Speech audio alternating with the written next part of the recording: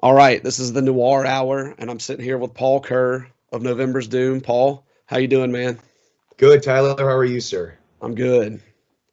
I'm good. It's an honor to talk to you, and I just wanted to get in touch, and I'm kind of feeling like crap right now, but it's all good. Well, you look good, Um, and that's all that matters, right? Thank you. Yeah.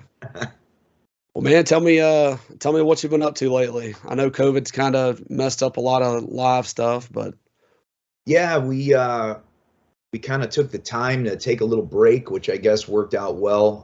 We're a bit rejuvenated now. We are starting the process now of writing the next album. We have a lot of ideas and a lot of things going. And in the meantime, we've done, like Maryland Death Fest, and we have another festival. Oh God, I can't remember the name of it. I'd have to look it up. We have something going on in November in Atlanta, Mass Destruction Fest, I think it's called. Yeah, my yeah. memory's terrible, man. But yeah, I can look that up. But so yeah, we're taking selective live shows, things like that. We don't want to. We're the kind of band where we tend to put the writing and things off to the side while we're preparing for live shows. So we're trying not to book as many live shows so we can keep working on the new records. So Yeah. Well, like I was telling you a minute ago, I had talked to Brian Bello of Woods of Ypres last week, or I'm on my last interview, and I know that we had talked, you and I had talked in the past about getting this done, and I was after I went back and watched that interview with him, I started diving into some of the Woods live videos, and there you are, Mr. Paul Kuhr, hanging out with them, and that's actually how I began to know of November's Doom way back in the day. I think it was probably around 2012. it's nice. Because I was always, once I found Woods of Ypres, I was like, well, that's fucking awesome and something I'd never heard. And then November's Doom came into like my rotations and stuff. I think that was just when I was starting to really stream music, I suppose. Yeah, yeah. And I just fell in love with it. The first one I ever heard was The Knowing. Oh, okay, And nice. the first time I ever heard Awaken, I was like, oh my God, man. What? And there's not even a lot of lyrics, it's Yeah. just one of the most beautiful songs I've ever heard to this day. It just, I don't know, man. It's like being on a sailboat or something. You're just drifting with it. That's It's excellent. always been one of my favorites. Cool. Yeah, we used to we did a tour with the Gathering many years ago, and we opened with that every night. We opened the whole set with that was kind of like our intro, and it worked out pretty well. I don't know why Yeah. we went back to that, but yeah, we did do that live on one tour. Well, that's one of my favorite intros of any album ever. So I can Oh, definitely see I opening a appreciate show that. with That's that. awesome. Thank you. Well, man, November's Doom has been around since '89, Yeah, which yeah. was right before my birth. I'm a younger guy, but man, you've had a huge career with huge albums. Man, man, tell me a little bit about the career because I'm still kind of relatively new to November's Doom. Um, but I love everything I hear. How did all that come about? I mean, I know y'all are from Chicago, correct? Right, right. Yeah, we're from Chicago, and it's funny because back in the day, there weren't many uh, references of bands doing what we kind of wanted to do. And so when we started like demoing, like my influence list, that's like a lot of times when people like hear the band, and unfortunately, because of our location being from America, when this style of music kind of broke in like the early 90s, um, all eyes were on the European hierarchy, the big three, My Dying Bride, Paradise Lost, Anathema. That was like, so all eyes and Cathedral, and it was in Europe mainly. And bands like us who, I by no stretch of the imagination claim to have invented anything. Right. Um, but I will say we were one of the early bands doing this. We were definitely one of the pioneers of this genre of music. And like at the time putting it together, I wanted a vocal style. I wanted the guttural similar to like Grave, and I wanted some clean singing passages similar to Russ and Forbidden, and big influences from Chicago bands around here, vocally and lyrically. Syndrome and Chicago Devastation are big influences on me, and every time you hear like a good death metal get like those slow, heavy parts, it's like we had this formula of what we wanted a band to be. And we just kind of built on that with different influences, influencing more from bands like the Beatles and Pink Floyd, and the atmospheric things with some of the early Celtic Frost heaviness, with adding female vocals and opera things in there. And so early on, we were doing this and making demos and tape trading demos. And I remember, I mean, it goes way back. I was trading tapes with Andy from My Dying Bride. He's still one of my closest friends. But so, yeah, we've been around like in the beginning of all of that. And it took a long time for us to get notoriety or recognized because of location. And what did that for us is, unlike the Chicago scene back in the day, there were a lot of great death metal bands and things like that forming around here. And they kind of formed a local like clique where they were big locally, and they had a lot of friends showing up, but it wasn't getting any further than Chicago. Any of the bands that were signing anything were signing to local labels and things like that. So we set out to reach where we thought the audience was, which was Europe. So at that time, we signed to Regress Records, which was a subsidiary and kind of sold off to Avant-Garde. So we were one of the first American bands ever to sign to Avant-Garde, even before like Catatonia was on that label and things like that. So that's kind of how it started in that way. We didn't turn our back locally. We just focused our attention elsewhere. And that helped us start to gain ground and move forward. And by the time, the Knowing did really well for us, To Welcome the Fade did even better, and then the Pale Haunted Departure just opened doors for us like we didn't expect or see coming. Yeah. So truthfully, I mean, the real birth of November's Doom, and I know and I say that meaning opportunity and festivals and getting to Europe and everything, it began with Pale Haunt. Yeah. So I'm sure we laid stone up into that point, but yeah, that's pretty much when the doors really opened up for us, and we got opportunities that we were never offered before. That's awesome. Yeah, I was going to ask you when you thought that what album it was you thought really set it open. To Welcome the Fade, I think, made people's eyes look at us. We were named that year the #1 metal album in Metal Maniacs. I don't know if you remember that magazine, but it really that shined some light on us. And then when Pale Haunt came out, we sold extremely well in Europe with Pale Haunt, and then Novella Reservoir also did extremely well over there. And that started getting us offers to play like Grass Pop and Brutal Assault and the major European festivals. So that was it was shocking to us. I mean, we put in so many years of hard work with albums, and then one album just opened up doors, and it's been great. I feel like that's usually how it is. I'm 31 years old, so when I started playing music, the doors were kind of already shutting, in terms of breaking out. Yeah. It's tough, man. But if I would have been doing what I'm doing now 20 years ago, I think that's definitely the most smartest idea, is to look overseas, because everybody seems to appreciate that style more, and it really pulls harder over there. So it definitely does. They're more open-minded, I feel. Their festivals, you have bands like, you can have Morbid Angel and you can have Tesla, and the crowd loves both. You know what I mean? There's like this, people just genuinely. I grew up in a time with, even in metal, where there was such elitism and snobbery, with metal, where if it's not metal, it's shit. And it's like, man, we have so many more influences on that. I love metal, but I also love like singer-songwriter, and I can, if it's a good song and it's well written and it has hook, I can enjoy it. It doesn't have to be one specific genre.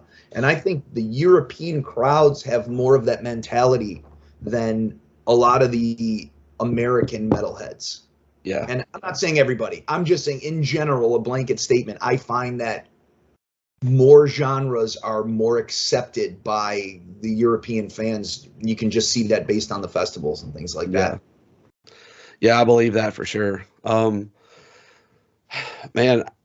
I don't know if I'll ever be a part of as many albums as you've been, but man, how do you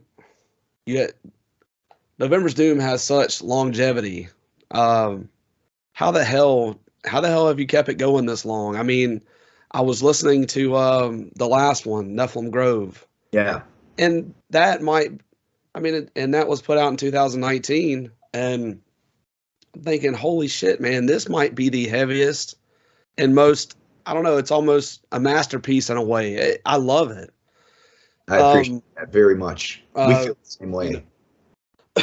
Going for so long as a band, I mean, I'll be honest, even when I'm writing, I just run out of ideas sometimes. It all just kind of flows in on itself. How do you keep that going for as long as you have? We're stubborn. We just won't go away.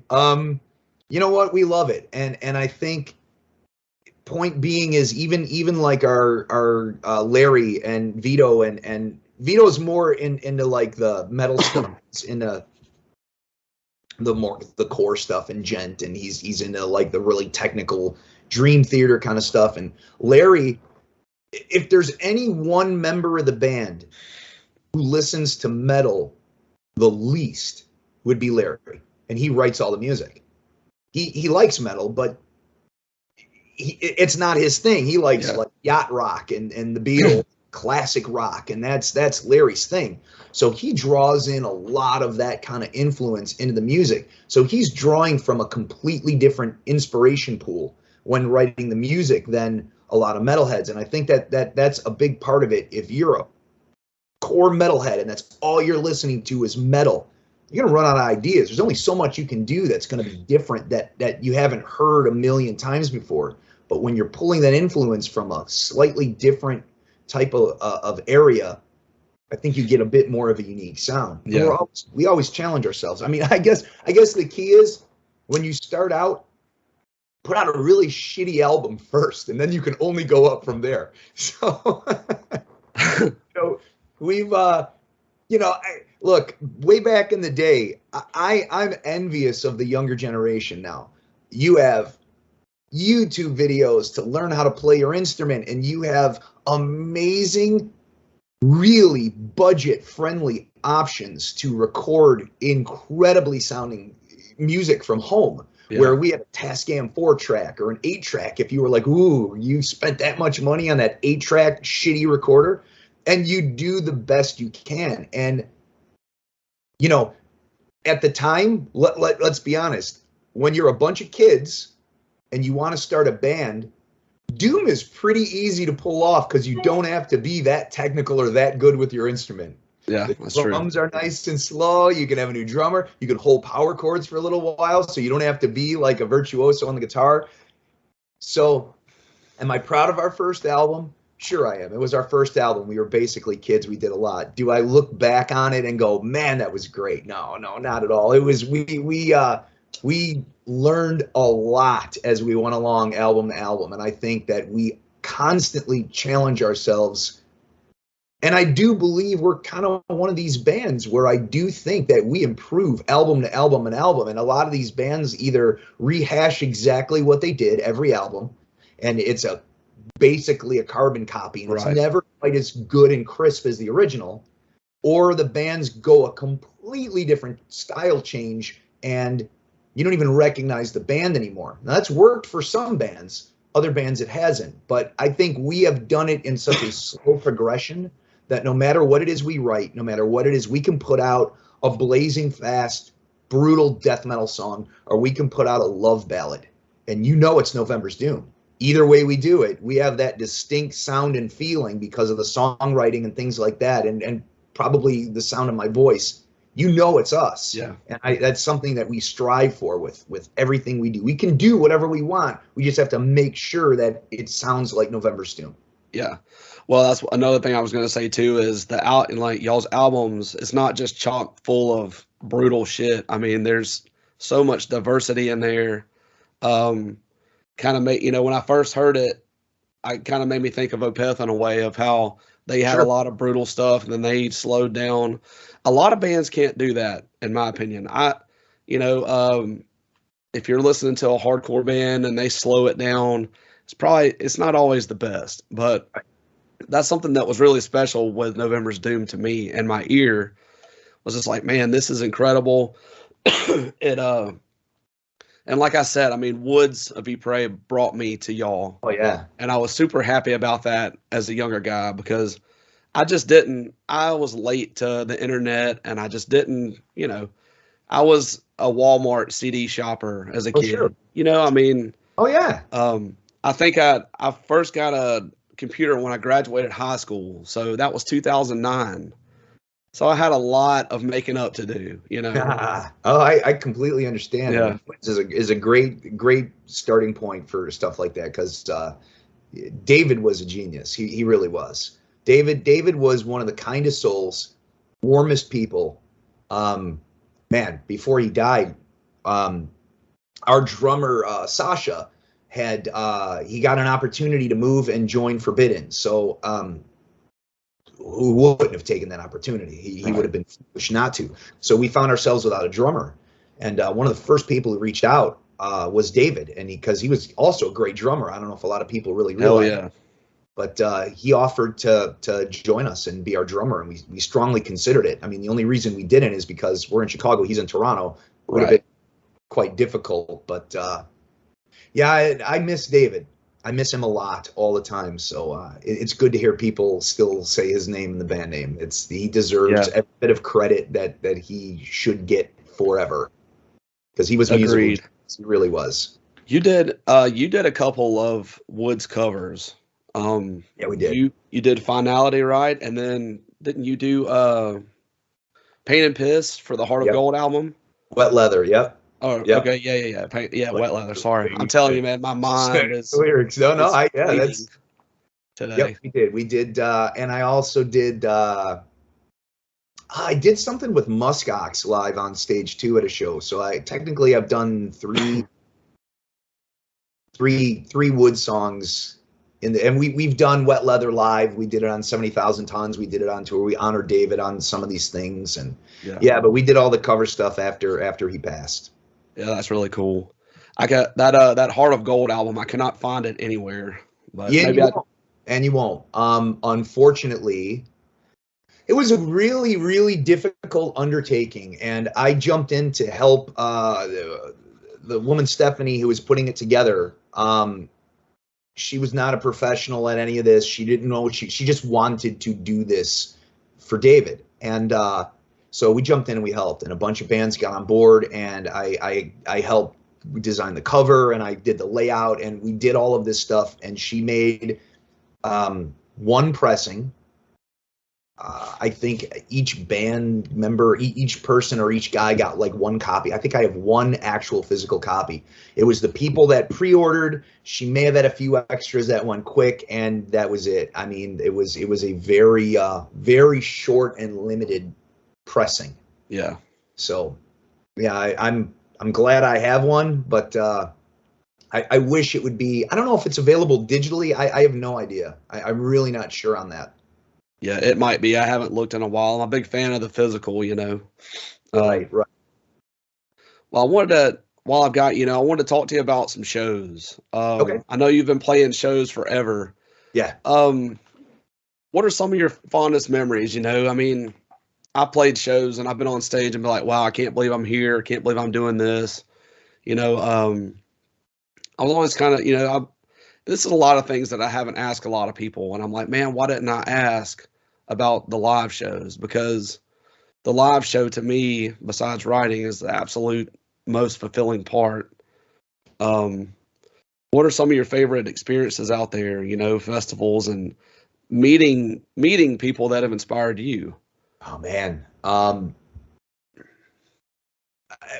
we've been given such amazing opportunities, and I've been able to share the stage and play festivals with. In all honesty, I think I have played with, in some way or another, and I don't mean play direct support, on a festival with bands that I was there playing and saw them play.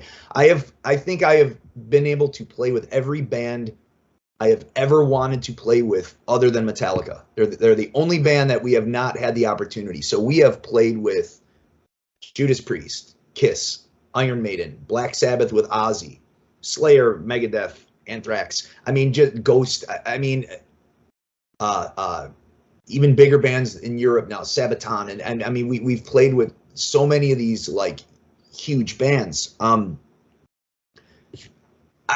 Most memorable live shows, of course, if you go back and the very first time you go on tour is memorable. The very first show we ever played, it was in the Netherlands on our first European tour. Our first trek ever in Europe was with we headlined, and we brought with us Agalok from the States, Yeah. and Saturnus from Denmark, and Theresis from Belgium, and that was a blast. I mean, that was very memorable. We're always surprised. I think whenever we go play somewhere, no matter what it is, even a festival, we always assume the worst. We always look at it and go, man, no one's going to know who we are. No one's going to be in front of us. We always get that. I set myself up with very low expectations, and then it's always better when you're surprised. Yeah. So I don't get nervous anymore. I used to like get nervous in the beginning going out live, and now I don't have nerves in that way, except we played the first time we ever played Grass Pop in Belgium. That's a festival of 55,000 people, and we were playing the side stage, not the main stage. So I'm thinking, okay, well, side stage, it's going to be small. And we get there, and we're setting up, and it's in basically a circus tent. And the tent holds 15,000 people. And I'm on stage, and I'm looking out at this huge empty room with like 3 or 4 people with November's Doom shirts on in the front. And then I walk back behind the curtain we had like 20 minutes before we were supposed to go on. And I walk back, and I'm like, this is going to be the worst thing we've ever done in our life.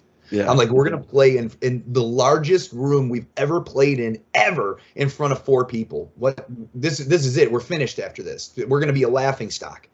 And I started really, really getting nervous. And time came. We're standing backstage. Larry peeks out the curtain. He turns around. He goes, "Did you look out there?" And I said, "No." And I leaned over and I looked, and that tent was filled from one end to the other. And I just saw a sea of our T-shirts. I was like, holy shit. And then I got really nervous. Yeah. So I was that one playing in front of a crowd that size for the first time. And like the first 10 rows of people were true fans that knew every word. I was blown away by that. That's like a feeling and experience that like I'll never forget. Yeah. So Brutal Assault felt like that. We played some amazing places and things like that, and I've met a lot of my idols growing up, like Tom Warrior, and I got to meet and hang out with a lot of very, very cool musicians because of that. So I'm grateful for every opportunity we get. Yeah, I couldn't imagine being in your shoes, man. I'm such a autograph poster junkie. Like I would just be a nervous wreck asking everybody for picture and autograph and stuff. I do. I fan out, and I like pictures with people. I don't usually ask. The only autograph, I collect Star Wars autographs, so I have a wall full of like that kind of nerd shit. But no, bands and stuff like that, I just, we'll start talking. Hey, I loved you on this, blah, blah, blah. And then after a few minutes, I'm like, you mind if we get a quick picture? And I like that kind of stuff for my mememories. Yeah. So yeah, I'm the same way, man. I don't freak out too often. This is the one guy, like, I've had many opportunities. My favorite metal drummer of all time is Gene Hoglan. I think he's one of the greatest metal drummers that has ever walked the planet. And he intimidated me. Like I've stood next to him shoulder to shoulder. And I'm like, it's Gene Hoglan. I'm gonna go like say hi to Gene Hoglan. And I walk up standing next to him, and I'm like, oh shit, it's Gene Hoglan. It's Gene Hoglan. And I couldn't say anything. It's like he's one of those, and I don't know why, because I understand he's like the nicest guy from what everybody tells me. But I was like, I got him so high on a pedestal of like the elite of the elite musicians. It's like I was really nervous to like talk to the guy, but that doesn't happen often. But he was one of them that I was kind of starstruck. Yeah. Oh, I've been there. I think the worst I've ever been is when Brian Head Welch from Kuhr, he went on his solo tour, right? It was his first album out solo. It was called Head. Okay. He actually came to a small church in my venue, in my area, and I got to go pick him up from the hotel. Nice. And take him to the show. And like I threw a suitcase in the back of my car, and I'm sitting there, and fucking Brian Head Welch from Kuhr is right beside me in my car. Oh, that's cool. I'm like, what in the hell do I say to him? You know, because I mean, I was just a kind of a kid, you know. I think I was 20 years old.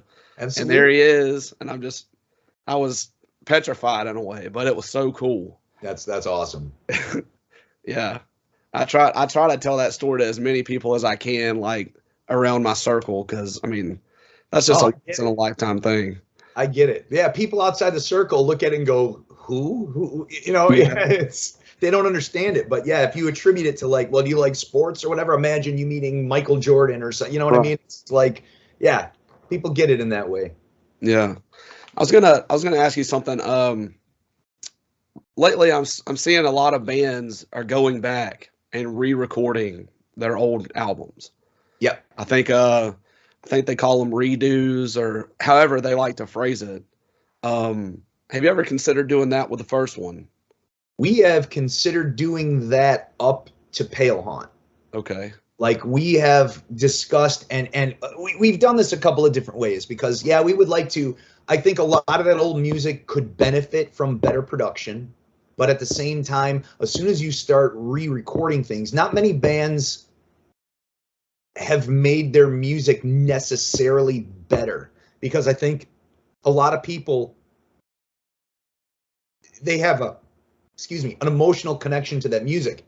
And if there's one little thing that they like a little guitar squeal that's not in it, you get slammed for it, you know, and they're like, oh, well, this isn't right. And it's like, you know, so you're damned if you're damned if you don't. But we've considered taking like 2 or 3 songs from like the first 4 records each and re-recording those in like one compilation, not doing the whole record, but just a couple of the key songs from like the first 4 records, re-record them and release that as like an album of the redos or something like that. That's a great idea, actually. So we're not like stepping on the toes of the previous albums. We're just giving new versions the way, because sure, there's stuff like we'll do songs live now and I'll do things differently than I did when I recorded them. I'll sing it differently, or some of the stuff that I used to growl, I changed it to clean vocals because I always wanted to do that in the original recording. Right. But I sucked at the time. Like I never had vocal lessons ever. So it's taken me this many albums. I challenge myself and I try to do better and better and better with each record. So if I'm able to go back and do what I wanted to do but didn't have the confidence to do it back in the day, I think that'd be fun. I think it'd be kind of cool. Yeah. In my band October Noir, our lead singer, when the band first started, it was just him. He was doing the whole thing. And he put out the first album in 2017. And when I came in, he wanted to redo it. So we redid the album and he took all the old music off of the streaming and all that stuff. And all that was left was the new recording, and people got so pissed off for exactly what you're saying. I mean, this one song, you didn't hold this note out long enough. You changed the solo. And it really pissed a lot of people off. So I understand what you're saying. Yep. We take enough backlash over shit. I don't know. I mean, so if we did it, we would have to do it in that way to make it a special release and not a re-release of the album. Because, I can see Testament did a very similar thing. First Strike, Still Deadly. and they did that where they took like 4 songs off the first 2 albums and re-recorded them with modern production. And I think that's awesome. I love the sound of that stuff with a heavier guitar and a heavier production. It's just great. So, yeah. I mean, I think there are bands that can pull it off, but they didn't. They did exactly what we're talking about doing. They didn't re-release A New Order and re-release, you know, The Legacy with all re-recorded. They just kind of did this compilation thing. So it's more forgivable in that way. Then Right. people could still listen to the original album when they want to. And all these albums that you've made, you know, what are some of the songs? I mean, I know that we write songs, you know, and we're kind of a part of songs. We don't necessarily, they're not necessarily our favorite. You know, it's not necessarily one that you want to throw in the set list every night. But what are some of, you know, I mean, you've had such a long career, so it's hard to get that answer. But what are some of your favorite songs that you've done that just really, really, I mean, from the moment they started to now, I mean, they're just absolutely your favorites. Wow. You know, it's so hard because when you look back and you have a catalog like that, obviously your favorites are always the newest things you did because they're fresh. Right. And you feel like it's your best performance and it's the best stuff you've done. But if I have to go back through our catalog, like early on, off of this is how terrible I am. I can't even remember what songs are on what albums anymore. Some of them. We had a song, it was either on might have been To Welcome the Fade, Dark Fields for Brilliance. I always thought was one of the best representations of what we do. It's got a little bit of everything in that song. I'm really fond of stuff off of The Pale Haunt Departure. I really like the song "The Pale Haunt Departure." I like "In the Absence of Grace" as a fun song to do. See, I think I tend to do that. It maybe not necessarily be that I think it's a great song. It's a lot of fun to do live. Right. "Broken" is I really like "Broken" a lot. Yeah, man, it's really difficult. I like What We Become off the new album. I like some of the slower stuff we've done too. Autumn Reflection. Hell yeah. There's a lot, man. I do like a lot of songs. I'm bored playing a lot of them that we have to play every show. Like we have to play Rain. I love Rain. Go Haunt Departure. I love these songs, but we have played them at every single show for like the last 10, 15 years since the album came out. It's like, yeah, I can do a show and not play that, but God forbid we play a show and we don't do like Rain or those songs people are expecting to hear. You hear it. You hear it from the crowd. Right. Play Rain. I mean, you hear it like every time we play a show, someone's yelling for Rain. That's a song we're never going to be able to not play live. I'm surprised that you didn't mention Bled White. I'm not. I just had this conversation with my band last week. We were putting stuff together for a set, and they all jumped in. Let's do Bled White. And I'm like, man, can we do Heartfelt instead of Bled White? I like Bled White. I think it's a good song. Bled White's really hard on me vocally, and we like to open with that song because there's a lot of this, and so I can blow my voice out early with that song. It's like, I get why they like it. I get it, but it's kind of one of those songs for me where it's like, you know, another problem I have with songs picking is, and Larry, guitar player, brought this up to me a few weeks ago. He goes, "Hey, Paul, do me a favor. Quit writing songs about like your relationships and shit at the time, because then you break up and then you don't want to fucking do those songs anymore live." I'm like, well, those songs can be kind of painful in a way too. I mean, yeah, I got a few that I won't do. I got a few that I won't do anymore because it will just an example. Fifth Day of March is about the passing of my father. I can't do that song live. Right. You know, there's certain songs like emotionally I would not get through. So it's just I have to pick and choose certain things that I can get away with. Yeah. Well, I mentioned Bled White is because when I first heard Bled White, I think I just put that bitch on repeat. I love that album. I got a friend who feels the same way. He tells me, he goes, and I wrote that album lyrically like right after my divorce. And he was like, yeah, you need to get divorced more often. And I'm like, please, that's what I need to go through. Yeah, well, that's what they say. I mean, you write the best stuff when you're going through the worst pain and the worst shit. But I love Bled White. Yeah, I love that album too. Man, it's a very powerful. It's one of the ones that really stuck with me. I've loved it a lot. The Memory Room is one of my all-time favorites. Very cool. Yeah, we like that song a lot. That's a fun. We did that. We played acoustically in Rome, in Italy, on a radio station out there, and that was one of the ones we did like an acoustic version live on the radio. Was the Memory Room. Yeah, I like that song a lot. That's a fun one to do.